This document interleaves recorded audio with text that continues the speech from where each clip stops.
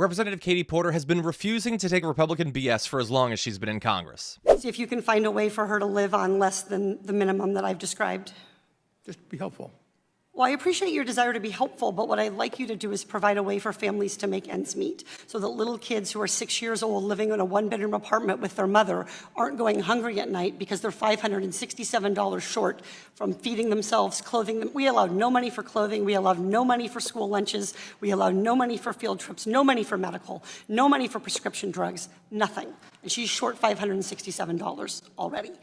Mr. Dimon, you know how to spend $31 million a year in salary, and you can't figure out how to make up a $567 a month shortfall. This is a budget problem you cannot solve. With us, she does get full medical. We pay 90% of it. Correct. And we also give people— No deductible?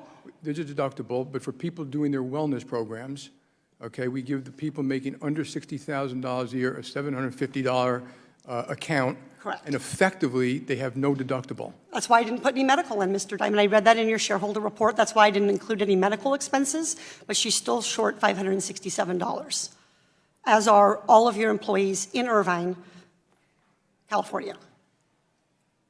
Any ideas?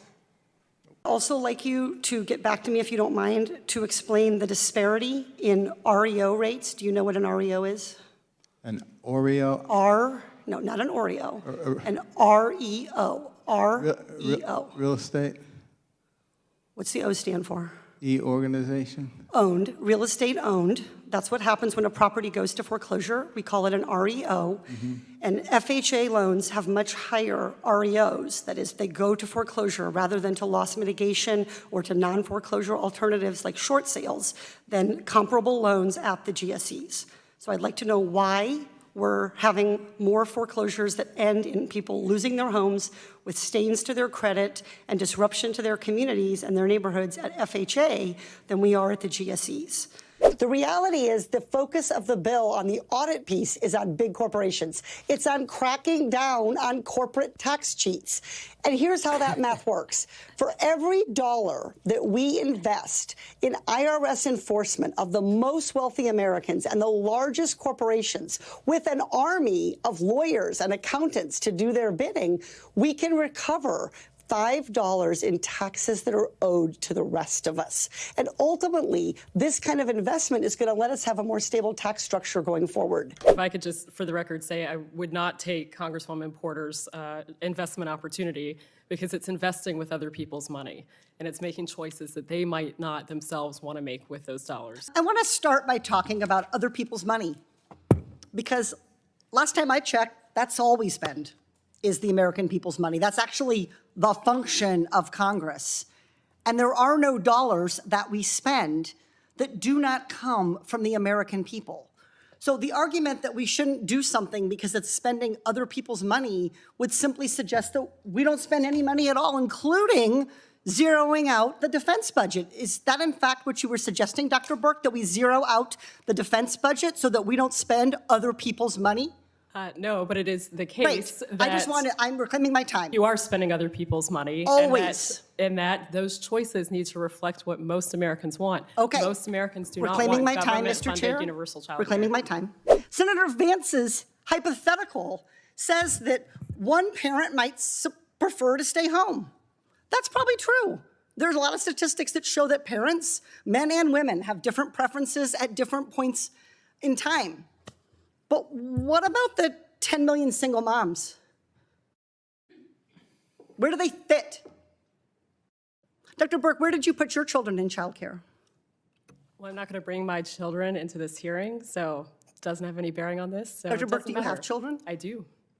So I'm sharing my story because my story is one that doesn't get heard in this Congress. Because do you know how many single moms there are? One or two? One. Childcare, custodial care to help people who may choose all kinds of different options. I've had full-time care. I've had 3/4 care. I had when I had a spouse, he stayed home some years. That was how we fit the pieces together. But that's what this hearing is about, not jamming one size fits all. But if there isn't the money, there won't be the choice. That's why we see married parents saying they would prefer to stay home because they have the option to stay home. Single parents don't say they'd rather stay home because they couldn't. So our whole perspective here is warped by the fact that this body is so disproportionately unrepresentative of the American people's experience. It was her stance against companies exploiting workers, consumers, and taxpayers that caught the attention of Silicon Valley. I want to turn to a different issue. Facebook's known as a great place to work, free food, ping pong tables, great employee benefits, but Facebook doesn't use its employees for the hardest jobs in the company.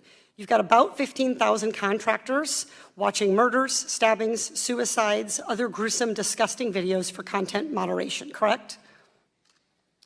Congresswoman, yes, I believe that that's correct.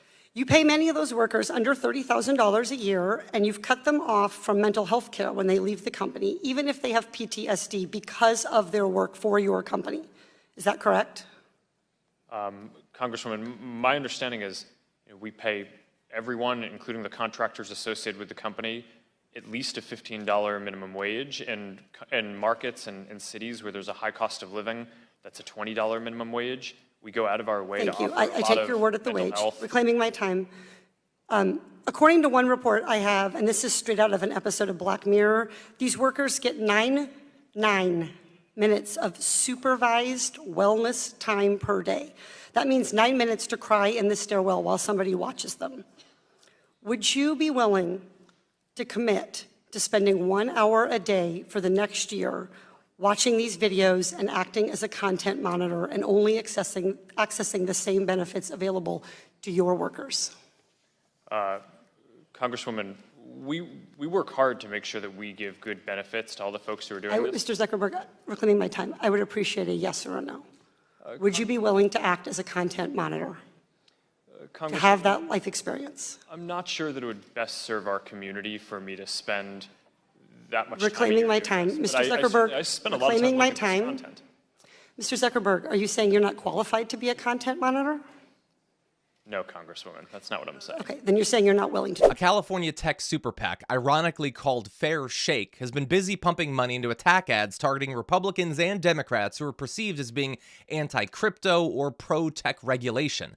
This PAC spent over $2 million to oust Jamal Bowman, almost $1.5 million to defeat Cory Bush, and over $10 million to end Katie Porter's Senate bid.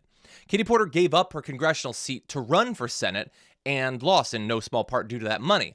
Hopefully she finds a new home in Kamala Harris's administration because she's a progressive voice the Democrats desperately need.